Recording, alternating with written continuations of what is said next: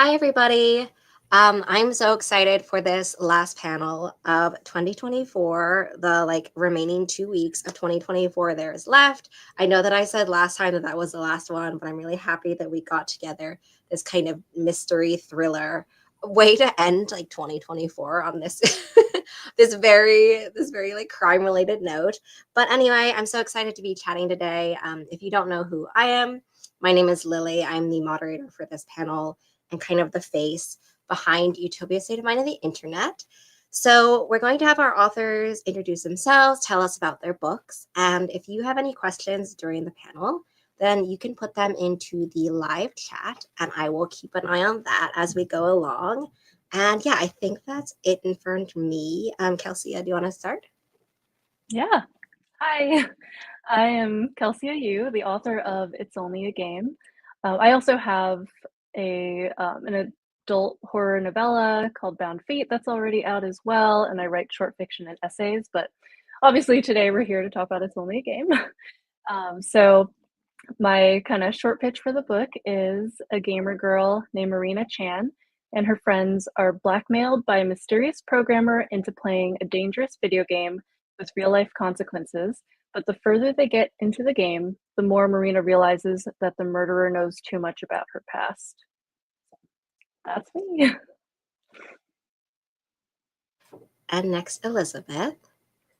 Hi, everyone. My name is Elizabeth Ajamine. I am the author of Heart-Shaped Lies, which is a mystery thriller. It's about three girls who kind of find out they're dating the same guy, and then they kind of team up and want to get revenge, but then he dies during their school trip, and his account, he's a prankster, he's like a social media prankster, and his account starts claiming that one of the three girls killed him. So that's the book. I'm also the author and illustrator of Fibbed, which is like a middle grade graphic novel. So I feel like my author brand is very cute, fun, middle grade, and then angsty mystery and teen drama. So that's me.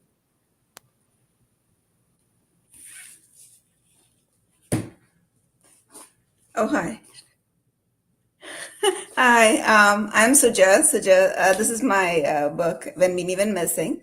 So I'm the author of this is a YA thriller, and it basically is about an Indian American teen. So it talks about the relationship between two Indian American cousins, and where one cousin goes missing, the character Mimi goes missing, and the main character Tanvi has to now try to find out what happened to her cousin, but she ends up being the main suspect actually in her cousin's disappearance. So that's what this is about. Perfect. Sorry, yeah, I couldn't find the mute button. You do panels for 3 years and you think you understand how it works, and then it doesn't matter. I was sort of waiting for my introduction. I was like, okay. No, I panicked and I was like, oh God, where is this? There's no fourth person here.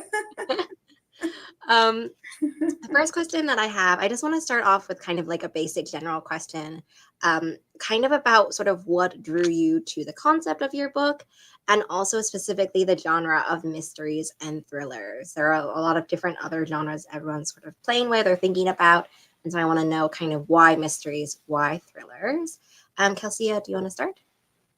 Yeah, and since I failed to hold up my book earlier, here it is. It's Only a Game. So I do jump around genres a bit like Elizabeth, but for this one in particular, it started with an idea, which I don't know, I have no idea where it came from, but one day I thought, what if a gamer girl saw someone die in a video game before that person died in real life? And from there, my mind just started spinning into how could that happen? What would go, what would she do from there? And at the time, One of Us is Lying by Karen M. McManus was making, waves. And so that got me really interested in YA thrillers. I started reading them and thought, oh, it's such a fun, fast genre. I really enjoyed it. So I wanted to write my own. And that's, I just took that idea and ran with it. Elizabeth? Yeah, so similar to Kelsey, I've kind of jumped around in genres. I was actually on submission for a YA fantasy like a contemporary fantasy. And then the editor who ended up acquiring Heart-Shaped Lives was like kind of working with me to come up with a project so we can work together. And that's kind of how the story came to life. And like Kelsey, I'm a big fan of like mystery books. I love Tiffany D. Jackson. I love like Karen M. McManus. And like, I feel like the genre, it's so interesting because it's like, it has angst, but then you add like crime and death to it, which kind of like ups the stakes. So that's kind of how I got into mystery writing. And Suja? So for my book, actually, this book I've been writing this book for about 10 years now. So it's been a long time. But the main reason I started writing this, well, I've always loved mysteries and thrillers. And, my favorite's been Agatha Christie. I used to, been reading her since middle school, probably. And so I wanted to write a mystery, but then I wanted to write a mystery with South Asian main characters because I hadn't seen many YA suspense novels, which had which showcases South Asian main characters on the front cover. And I found my kids like mysteries too. So when they would go to the libraries, they wouldn't really find a lot of books with South Asian main characters on the front cover. So actually having the main characters on the cover with the dark brown skin was pretty important for me. And so that's one reason why I wanted to write a thriller. And then I love small town mysteries because a lot of the Agatha Christie novels, are small town mysteries. And they have like dark secrets and everything's, all these things hidden there. So I set it in a small town in Michigan about an Indian American teen. And I love a lot of, family dynamics and things like that. So I just wrote a concoction for the whole thing. And it was a convoluted mess. And my editor made sense of it. So that really helped. Suja, the mystery writing piece, like the plotting, that's like the biggest takeaway I've learned from the experience. It's like, it's one thing to write fantasy and you can just be like, oh, I'll just make up something and explain it. But when it's crime, it's like, no, there has to be like really deep logic. Exactly. It's got, I mean, it makes perfect sense in your mind, but when it comes on paper, yeah. That is the perfect segue to my next question, which is exactly about that, right? I read and enjoyed all of your books, but also was like very deeply aware of not being able to like, figure out kind of who did it basically, but also not really understanding how big brains even like make it work.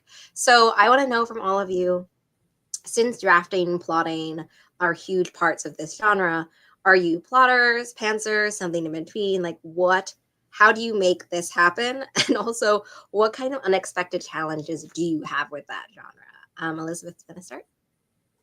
Yeah, I'm definitely a plotter. I think I like dabbled in just like pantsing for a hot minute and I was like, no, that's not for me. So that helped when I was writing this mystery.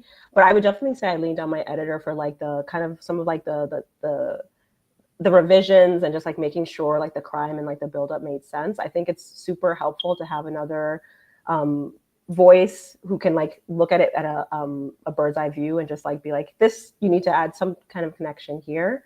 I also feel like what I really enjoyed about it was the character piece. I'm very much a character person. So like my book is in 3 different point of views. So part of the hardest part about that was like making sure each character had a different piece of the mystery that is revealed to the reader, but not like revealing everything all at once. So it was definitely like a lot of brainstorming sessions and a lot of like outlines, and it was supposed to come out in like 2023, but like we just really needed to keep working on it and really to keep getting there. But I'm really happy with how it turned out, and it's been really fun seeing people's reactions to the book. Suja? Well, I'm totally a pantser. I cannot plot. I mean, I've tried to plot because I found that, like my son writes stories too, and he's a big plotter, and he actually can plot chapter outlines like chapter to chapter, and it makes sense. But for me, I've tried to create a chapter outline, but then I think with me the problem is the characters pretty much take over the story. So I have a certain characteristics and a personality, and the character changes as the plot progresses. And then what happens is that they have to follow a different tangent, totally different from the outline I had created.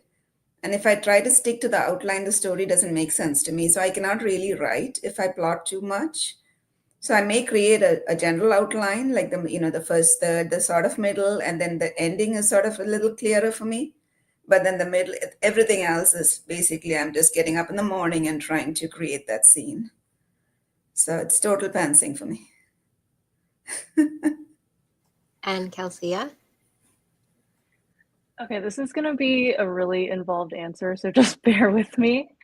I think of It's Only a Game as the book that taught me how to write. I did write some books before that, but this is the one where I really figured out my process.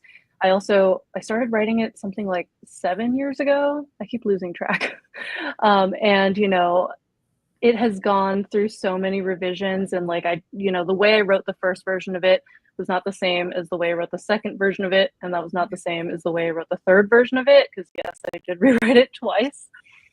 So, however, I feel like it helped me practice, try out different things and get to my process now, which is a little bit more consistent for my books going forward.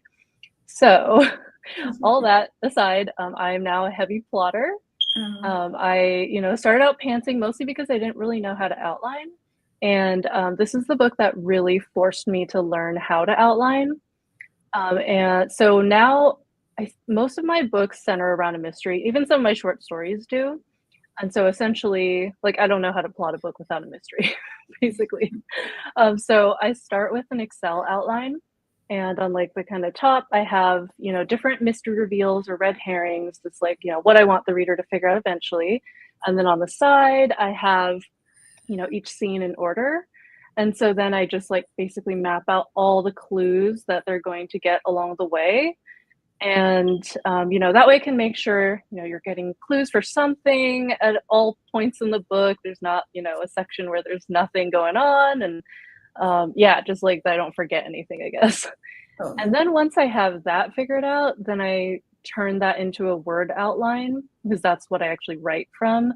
So that's 1 to 3 paragraphs for each chapter about everything that's going to happen in it. I also add other things, character things and time, weather, whatever stuff I need to know. And then from there, that's kind of what I use to write. I also have a separate character outline, but it's a very in-depth process. But I kind of find it necessary for me, especially for a thriller where the mystery is such an important part of the story. And I guess that sort of answers what the challenge was for me with this book. With every book that I write, I go in with a specific thing I want to challenge myself for, because I want to keep improving. And with this book, it was, I need to learn how to plot a book. So that was the challenge. Yeah, because I always imagine, those murder boards where there's 5 million rows of string. There's just things on things on things on boards. That's kind of what I imagine when I think of the whole genre as a whole. I want to jump into some questions that kind of pair books and themes together, mostly because I just that's what I want to know right now. So I wanted to remind everyone watching that if you have any questions, feel free to put them in the chat, and I will get back to them at the end. I want to talk about the villains. So in When Mimi Went Missing and Heart-Shaped Lies, there are kind of villainous. I used villains in quotation marks, by the way. So I didn't do them, but that's how I wrote them. And so I want you to both talk to us about your antagonist characters, and what it was like to walk this line of characterization, because I feel like you can see a lot of discourse online about villains and antagonists, anti-heroes, all of those different things that we'll, these different names for them. So I would love to know from both of you. Elizabeth, do you want to start? Sure.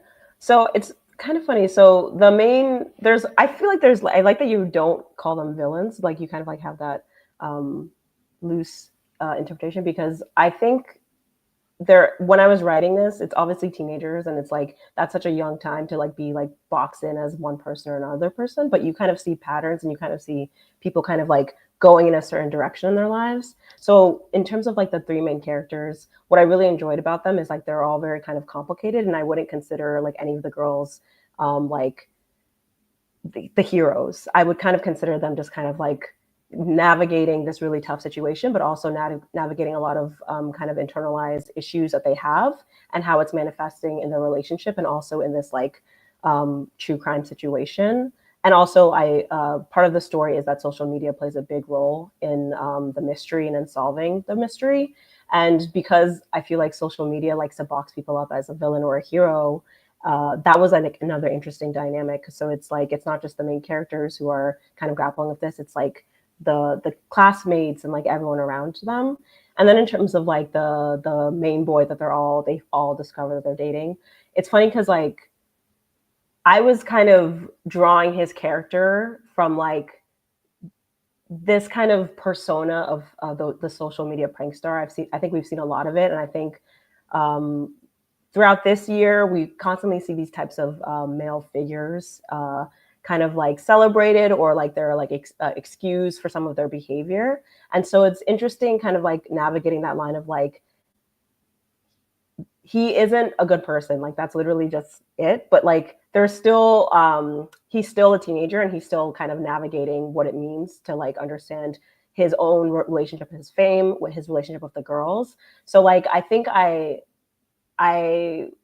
it was a very hard line to navigate, but also like I was kind of trying to center the girls, the three main characters, Kiara, Priscilla, and Nevaeh, throughout it. So like whatever experience you see of him as a villain, you also see kind of like moments where they kind of like care about him too. So it was definitely like a balance trying to navigate that, but I thought it was a kind of interesting act to kind of do, because I think we live in a society where like there are a lot of characters like him, and they're celebrated. And you know, another thing of like when a crime happens, a figure who like, even if people hate him, when somebody dies, that's like a sad thing to happen. So like, what does it mean to have to navigate with the loss? And that's someone's, you know, he's definitely someone that like people care about, or like even if he's like not a great person, it's still a life. So what happens when like the death overshadows the toxic and horrible things he's doing? How do the three girls have to navigate that impact of like, you know, not being able to say like, this is how he treated us, like we, you know, maybe we didn't want him. Like there's like a lot of pieces. So I think like it added a lot of like complexity to writing the story. Sorry, I feel like I just went in circles a little bit, but basically villains are hard to write because there's a lot of nuance. Suja? Okay. Yeah, actually, I was so interested in what Elspeth said, because that makes so much sense. So much sense, actually, you know, especially when you write teenagers, because, you know, there's now, it's not like they're bad or they're perfectly good. I mean, they're all so complex. So I think, you know, obviously it's a mystery. It's a mystery. So you're going to have a whole lot of red herrings in the story. So like in my story, there's a whole lot of red herrings. I mean, sometimes I don't want to go on, because sometimes I might end up telling you who the real antagonist is, and I don't want to do that. But for me, the most important thing is to show motivation. So when you have an antagonist or a character who is a red herring or the real villain, you know, you want to make sure you show motivation for why they're acting like they're doing. They're not two-dimensional. I mean, basically, they're not doing things because they want to be bad. And you're not basically showing people who might be, you know, might have, you know, like a psychotic issue or something like that. But so these people have actual motivations, which in their mind make perfect sense for what they're doing.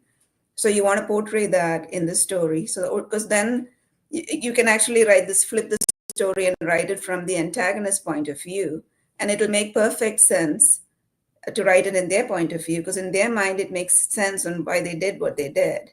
You know, because at the end of the story, when you come out with the actual villain, it's got to make sense that it could have been any of the other characters too, any of the other red herrings too. But you know, either circumstances, or maybe there was some saving grace in their character which prevented them from going to that extra step. You know, so so portraying, for me, the most important thing of portraying an antagonist is to show motivation, and definitely not painting them as some things completely, you know, making sure you portray them as an actual person, human being, with some saving characteristics within them, you know, a reason why they did what they did, and in their mind it has to make perfect sense, you know. So that I think is so like so that's one of the, so I have quite a few of those red herrings in the story, And so that's pretty much my answer.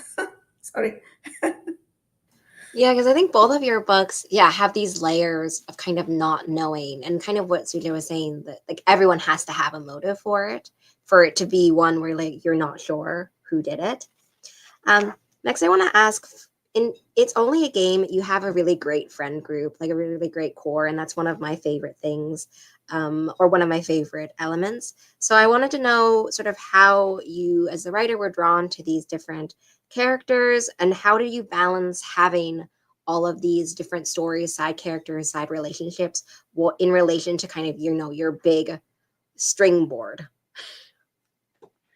Yeah, well, first of all, thank you. That was always a really, really important part of the story to me. So I grew up playing video games with my brothers and friends, and I played a lot of World of Warcraft, which is the game that inspired, this book, or like at least the friend group aspect of this book. So, I really wanted to write a book where like video games were a point of connection, a basis for friendship, especially for someone who'd been very like lonely and isolated and found a group that she could trust and, got along with through games. So that was always like really, really core to the book, like right from the very first of the three versions. And one thing that I made sure to do in this latest one was to give her a solo scene with every single character.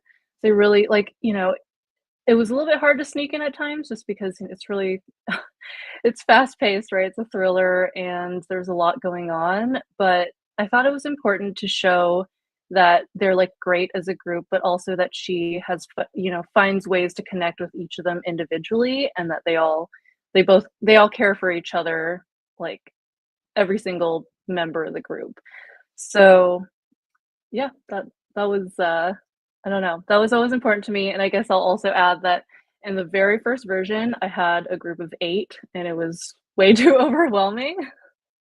Just because, since like guilds are usually larger, I had kind of thought like, oh, of course the group is going to be a bit bigger, and then they just kind of started getting whittled down until we found kind of the core of the group, and that's who remains. Yeah, as soon as you said guilds, I was like, oh man, is that going to be the suit before there were like 20 different ones? Like, how many of these other side characters were there? Another thing I want to talk about for When Mimi Went Missing is how you explore this idea of inherited trauma, and the idea of having, like, not knowing if, I don't know if I should say like not knowing if you'll be next, but not knowing if pieces of you have been inherited from your parents, and the crimes of your parents specifically. Can you talk to us a little bit more about this theme and kind of what drew you specifically to it? So I think I've always been sort of, I work as a physician too. So I've been fascinated by a lot of not fascinated, I would say. I've seen a lot of where people's, your actions are sort of dependent, or rather a reflection of what happened to you as a child. So what adults can do to affect the relationships and behaviors of kids. So I've always been fascinated by that. And so this inherited trauma thing inherited trait thing was actually an extension of that. So basically, in When Mimi Went Missing, the main character, Tanvi, is orphaned at the age of 8. So that's after her parents die in a murder-suicide. So her mom ends up killing her dad.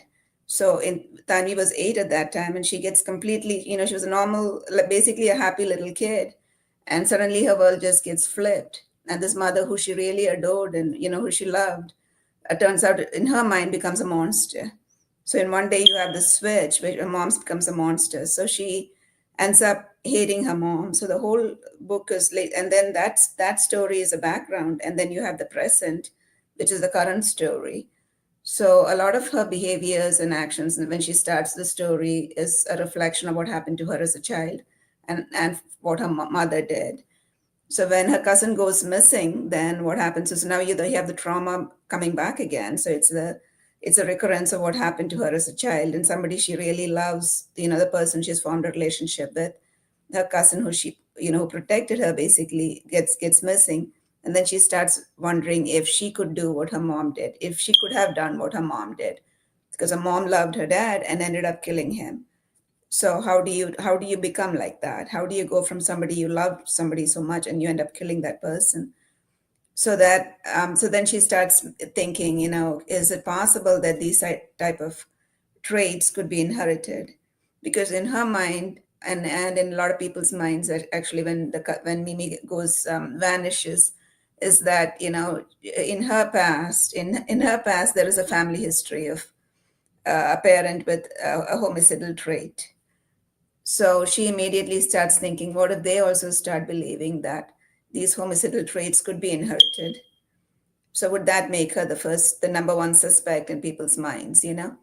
So yeah, so it's that extension of that, actually inheriting these things, was something I just added on later, because I've been fascinated by how much kids' behaviors, and as they become adults, their behaviors are affected by what happened to them as a child. So the two stories sort of parallel each other in my book, and as she's dealing with what happens in the present, she's reflecting on what happened in the past to her. Yeah, I obviously cannot keep talking about it because it definitely would end up in spoiler territory. But I do think that if anyone listening really likes that theme, that this is something you bring up a lot in your book in really interesting and intricate ways. I want to now talk about sort of this line between reality and fiction, whether it be a video game and reality or whether it be social media. You have both of these mediums or both of these ways in which you have this layer of an illusion between who you are, whether that be a literal kind of persona change. And so for It's Only a Game and in Heart Shaped Lies, I wanted to know from you both, how did you explore this line between fiction and reality specifically in your book? Kelsey, do you want to start? Yeah. So for Marina, there's actually kind of two levels of this, because she also is an artist and she draws comics about a character who's kind of a self-insert. So that's she starts drawing before she does video games. Games are kind of a newer thing for her. And so I feel like with the drawing, that is, she grows up isolated and kind of lonely, and drawing those comics gives her a way to explore kind of a version of herself that could be different than who she is and what her life is. And then once she gets into games, it sort of goes a little bit further, because then she starts playing around a little bit with her looks and, having colorful hair and all this stuff.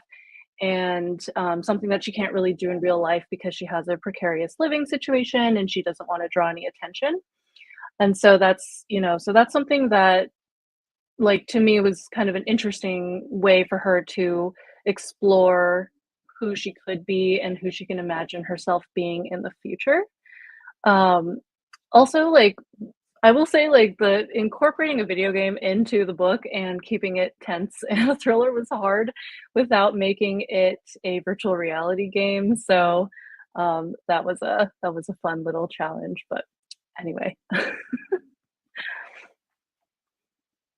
Yeah, I feel like similarly with social media, it's funny that you say it's personas, because when you're crafting your character, you're able to express yourself differently. And I think that as the younger generation is kind of growing up with social media and also having to separate their life from their IRL life versus their online life, I think I was kind of playing with that idea of especially at that age when you're trying to find yourself and you're so aware of other people's opinions of you. The three main characters in Heart Shaped Lies, each of them kind of respond in a different way. So Kira's this A+ student, and she just wants to go to her dream college, and she's kind of stuck in this relationship with Tommy, the main villainish kind of character who kind of cheats on them all. And he's really popular and kind of understanding that kind of social dynamic, oh, if I'm with him, I'm able to kind of expand my network in a certain way.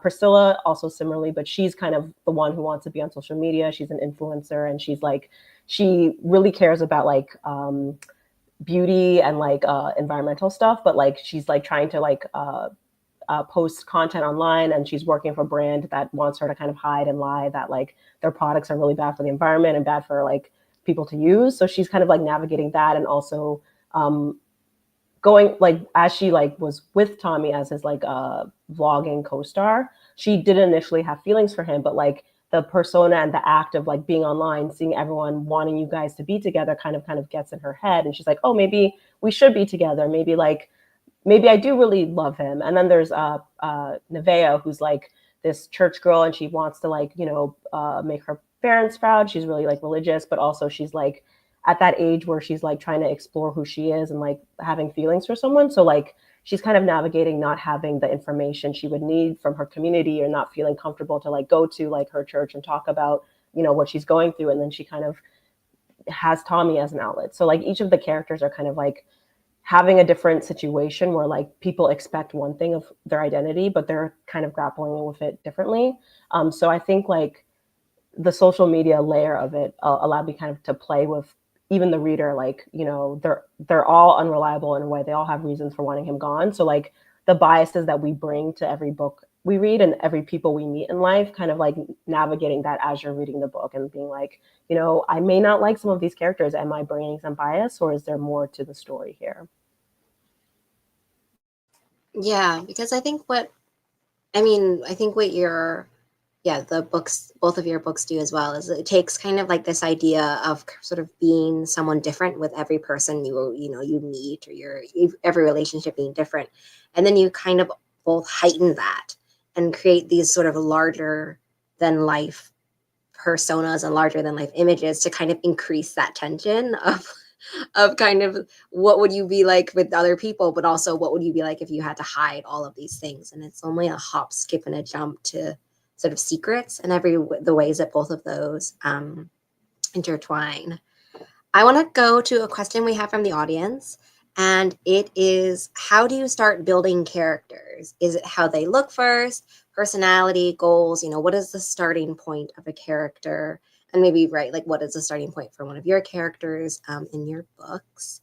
Suja, do you want to go start? I'd say for me, the starting point oddly would probably be motivation. I know that probably doesn't make much sense, but for me, the actually not the looks or the physical characteristics, because I'm actually pretty bad at describing that. I had to learn how to describe that, because initially it was like, okay, you can have the character look at the reflection in a mirror, because you don't want to say, I have black hair and end up with brown eyes and all that stuff. So you can have the character look at a reflection. Often I would forget to write the physical description, because in my default, in my mind, I would already have a description and assume the readers know it.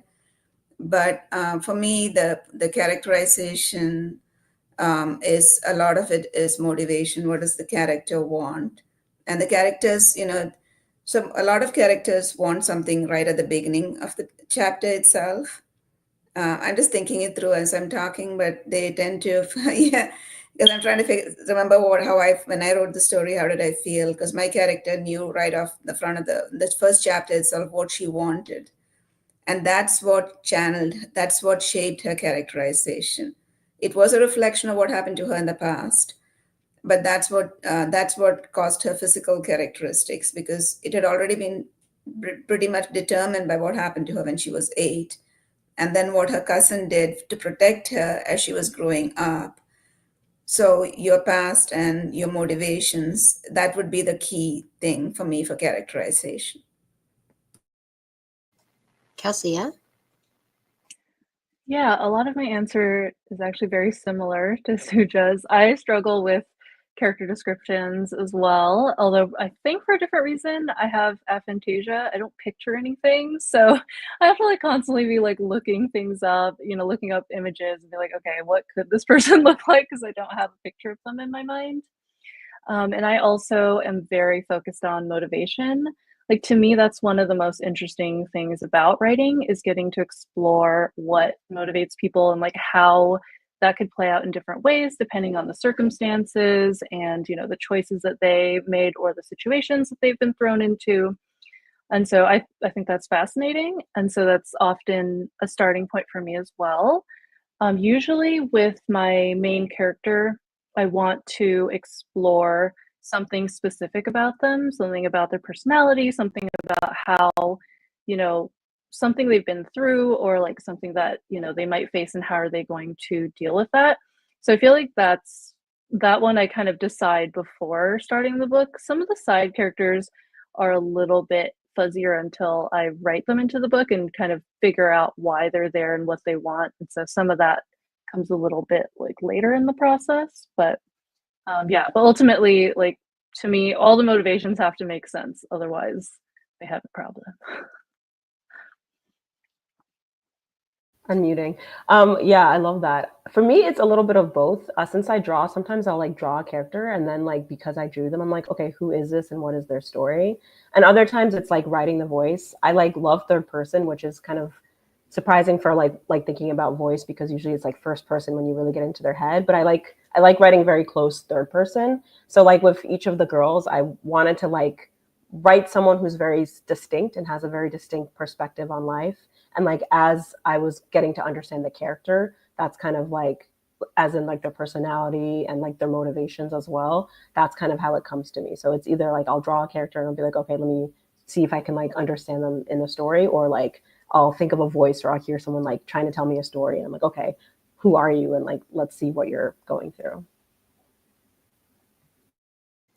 I just got so excited about the Fantasia thing. I also have it too, and it's been a discovery this year. But I want to go and ask you all, kind of similar to plotting and what we talked about earlier, but I want to know specifically kind of how do you all execute and envision, I guess, a good third act revelation or a third act big reveal. I know in like romance we have the third act breakup, but for me as well, I feel like in mysteries and thrillers, there's always something that happens in the third act where it's like, we think you thought you got it, but you don't.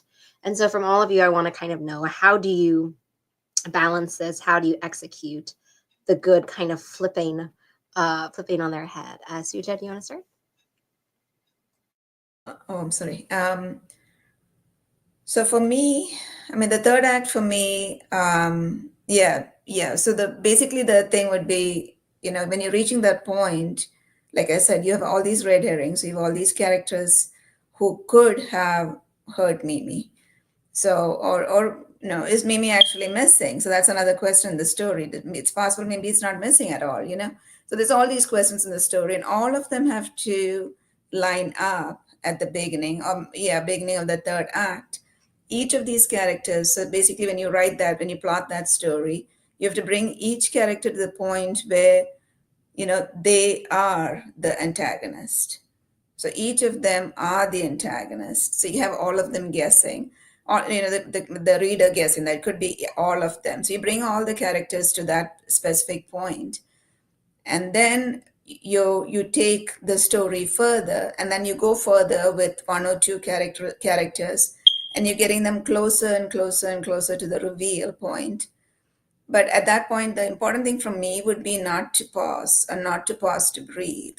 And I know that may sound odd, but it's not to let a break happen in the tension at that point, because you've lined up all these antagonists or red herrings at a point like they're the start of a race.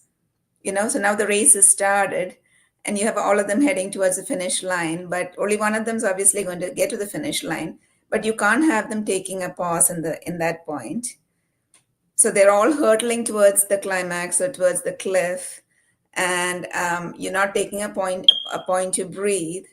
I think that's I'm feeling breathless at this point, but that but that I think is probably the key, would be to not let the tension drop. And then you just keep driving it further until you reach the point where it's obviously this one person. I think that's like my best. I mean, obviously, in my mind, I've executed it. Many readers probably won't think it that way, and I'm fine with that. But that would be my perfect thriller. Where the third act is like that. That's the exciting point for me. Kelsey, yeah? Yeah, Suja, I love how you describe that because that's so much how I think about it too. I mean, obviously, I have my Excel outline that I described already, and so that helps, with making sure all the clues line up and make sense. But for me, the way I think about it is it's all about the pacing and the escalation. I want, I want every thriller to feel like well, actually, really every book I'm writing to feel like we are just building momentum along the way until we get to that peak point where it's just like so tense that you can hardly breathe, like Suja said. And, so that's something I pay a lot of attention to. I will reread the whole book many times just to make sure that the pacing feels right to me. And I also feel like that end reveal of, like, who did it or why they did it or both isn't really effective unless the main character has been building toward it emotionally the whole time. So I also put a lot of effort into making sure that the emotional arc and the mystery feel like very intertwined. So by the time they get there, it's like peak everything. I Elizabeth. love those. Yeah, I love those analogies. I think similarly. I think it's like, let me do one, like a house of cards. It's like you're building the whole time, and then you just have to like destroy everything, but it all has to still be connected in some way. So even like when I was writing like the reveal in Heart Shaped Lies, I think as I was writing it, you needed to establish it enough that it could make sense for someone else to be the reveal, the like whatever. And so like there were different points where it was different people who were like, the killer. So I think like even as I was writing it, I was discovering it. So I feel like whenever I'm writing and it feels like, oh wow, this is like I'm surprised by what's happening, that's when I'm like, okay, it's not boring. Okay, like this is gonna be like it feels like a reveal because like it's a reveal to me. I want to ask you all, what are some of your favorite unsolved mysteries? As people who have now solved mysteries for the public, I want to know now, what is your favorite unsolved mystery? Kelsey? Okay, my answer is gonna be really boring. I'm sorry. I don't actually really like spend time looking into unsolved mysteries. I feel like they would be really interesting. But to be honest, like I have two young kids and like my time is so like tightly packed right now that basically all of it goes toward either them or like writing or doing research or something for my books, and there's basically nothing left. So yeah, that's my very non-answer. Sorry. Elizabeth? So I grew up watching the show called History's Mysteries, and I like loved it. I like love learning about history, and I feel like reality is more shocking than fiction sometimes. And so like there is like the Winchester house and like the haunting there and like just different types of like historical events. Like even like I remember I used to be like obsessed with Anastasia and be like, oh my God, she's alive or no, she's not. So like I love stuff like that where it's like historical and it's like we will never know the answer, but like maybe someday in the future, something will be uncovered that will like reveal the answer. Suja? Yeah, actually, I want to tag on to what Elspeth said, and that makes perfect sense to me. I just love historical mysteries, but I also like sci-fi mysteries. I can't write sci-fi, I can't write historical fiction, but I just love those mysteries. So like the hauntings, that's something I would really, really love. So something which actually happened and then somebody died there and then the haunting. And then I like the like Stonehenge, those things, the prehistoric things. And then for some reason the Bermuda Triangle, I was fascinated by it growing up because I used to imagine all these planes disappearing. And then the even things like in ancient India there used to be this Indus Valley civilization. It's a very ancient civilization, and the writing has not been deciphered yet. And somehow that's very fascinating to me because nothing about that civilization, I mean, there's been some very little information available, but so much of it is not known. So those are the things, those realistic historical things are fascinating for me. I love that you were obsessed with Bermuda Triangle. I was also. Did you see that they found out what happened to Amelia Earhart? Oh, I didn't say that, but I'm fascinated by that too. They did. It was like that she landed close to where she was supposed to, but she ended up just like Oh, dying nearby from like starvation. oh, But wow. very fascinating. Oh, yeah, yeah, yeah. Oh wow, that was gonna be my answer, but I guess it's not unsolved anymore. So it's already been solved. Well, Do you okay. have another one, or sorry to No, take but I the do feel like I want Anastasia to be my origin story. Like I wish that Anastasia. It was clearly my favorite animated film growing up. Since we talked about this being like the last panel of 2024, and also 2024 is like rapidly, honestly, hurtling towards an end, I want to have some kind of end of the year kind of questions for you all. And my first one is what is a book you want to finish before the end of 2024? So basically, in the next 2 weeks, is there anything you're hoping to finish? Elizabeth, you want to start? I was hoping you were gonna pick me first because I have no idea. I don't know. My TBR is It Hates Me.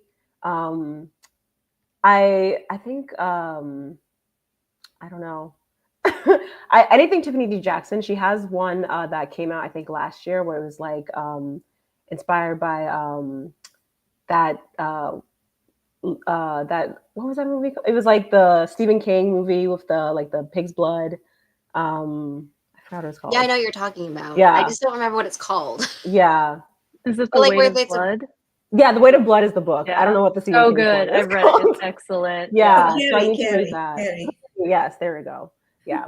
So, but I'm also reading The Shining, which is also really good and also very scary. So I do know his books. I just did not watch Carrie but I do want to read The Weight of Blood. Kelsey, yeah? Yes, I have a good answer for this one because I picked today. So I have a family book club with my in-laws, and we like take turns picking a book. It was my turn, so I spent this morning like looking through and trying to decide. And I picked The Deep by Rivers Solomon. I've heard really good things about it. I know, it's been out a few years. I'm a little bit late to it, but I've just heard such good things that I'm really excited about it. Suja? Well, actually, so yeah, so I went just like Kelsey has said. So actually, I got this book a few couple of months ago. It's I can you see that? So this one here, my son got it for me actually because I'm writing this book about a haunted house but it's set in India. So it's based on folklore and mythology and all that, and it's set in India. So he knew about that, so he got me this book, and I really want to finish it. I read the first couple of chapters, and then there's this other book. Sorry, I'm piling two on it now. There's this one here. It's called Never Whistle at Night. It's an anthology of indigenous stories. And the first story is written by a friend of mine. She lives local. So that's on my TBR. Actually, I got a whole list, but that's part two of them. Okay, I'm just gonna jump in really quick. Sorry. I love both those books. And I'm not just saying that just because these are the three you mentioned, but I really do love all of those. They're all excellent. Yeah. I feel like we now know that Kelsey has read every single book. That's really fun. Yeah, I really enjoyed the weight of whatever what was it called again? The weight, The Weight of The Weight of Blood. Blood. the weight Yeah. of blood, yeah. She always I really gets me enjoyed every that one. time. Yeah. She's great. Okay, the next question I have is what is a book you'd recommend that you read this year? So like what's one that you'd recommend going forward? Suja, do you want to start? Oh, I wish you were not. Okay. I It's mean, okay. I'll pick the worst question for everyone by the time this is done. no, it's like Kelsey was saying, time is so short. I mean, I just like we celebrated January 1st, and it can't be December already. But it's weird. I found this one, this Agatha Christie one, A Haunting in Venice. So I think this book probably came out after the movie came out. I'm assuming because the old one, the cover is different. But I've read this book before, and I read it again. And I mean, her books are always my favorite. Agatha Christie. It's called A Haunting in Venice. So it's a really cool mystery. Elizabeth, I saw you on your bookshelf. No, it's like, let me see. Okay, let me just grab it real quick. Everything's falling apart. But The Ancients Game, I absolutely love this book. It's from Lonnie Crittenden, and it's like such a wonderful fantasy. It's like Full Metal Alchemist meets Harlem Renaissance. So if you are looking for fantasy, I highly recommend that. And then another one that I like love is Anna Dressed in Blood by Kendara Blake. That one is just like so good, and it's like so scary, and just like it's just a wonderful book. So that's like my like comfort trauma book. Wow, you were like, it's so good. And I thought, okay, yeah, I could read that. And then it's like, oh, it's so scary. And like, no, no, no, no, I'm not reading this one. Kelsey, yeah. That's so funny. I was actually thinking I should reread Anna Dressed in Blood because it's been so long since I read it the first time. But yeah, okay. This is kind of a cheating answer because I beta read it, so it's not out yet. I'm sorry. But Hazelthorn by C.G. Drews was absolutely amazing. Their book Don't Let the Forest In just came in. I would recommend that, but I didn't read it this year since I beta read it. So but both amazing books. And I will also share one that is out, so you can get it now. The Eyes Are the Best Part by Monica Kim. It was just like gross and thoughtful, and it was just such like cleverly done horror. I loved it. Eyes Are the Best Part and Anna Dressed in Blood are both on my TBR. But honestly, after today, I'm not really sure how fast I'm going to pick either of them up, honestly. Stop this call and immediately go read them. Yeah, exactly. Right. That'll be my new thing. And like in 2 weeks roughly, I'll just have ended on a horror for 2024. Okay, my last question is if all of you have any bookish 2025 resolutions. I don't know if anyone has themed resolutions, but any bookish ones. Kelsey, do you want to start? Maybe it's also your worst favorite question. No, I'm good. So I don't set reading goals anymore. I used to track like meticulously on Goodreads, but now I don't really go on Goodreads. So, but I do always have a lot of writing goals.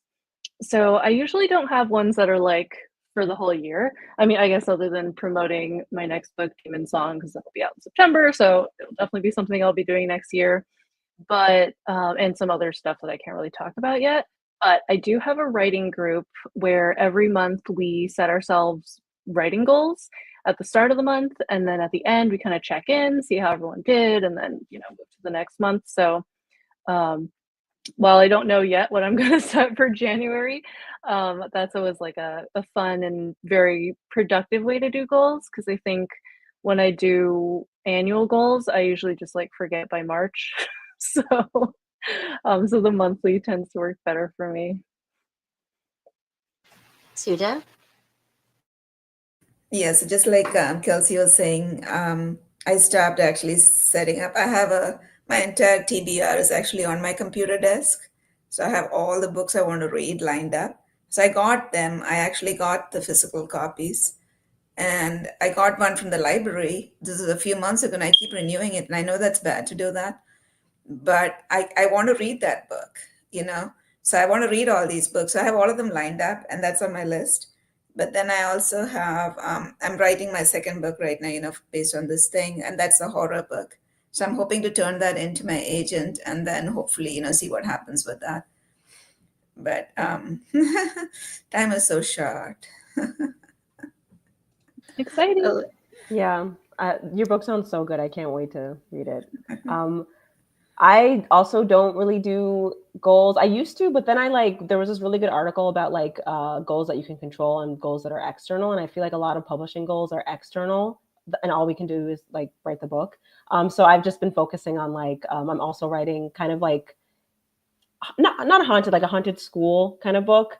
So I'm working on like doing research for that, and also it's going to be like my first time doing like a romance forward story, which I'm really excited for because I love romance, but at the same time, I'm like always adding trauma to everything I do. So I'm like, there needs to be a way to like have the love story and not just everybody being like in terrible situations.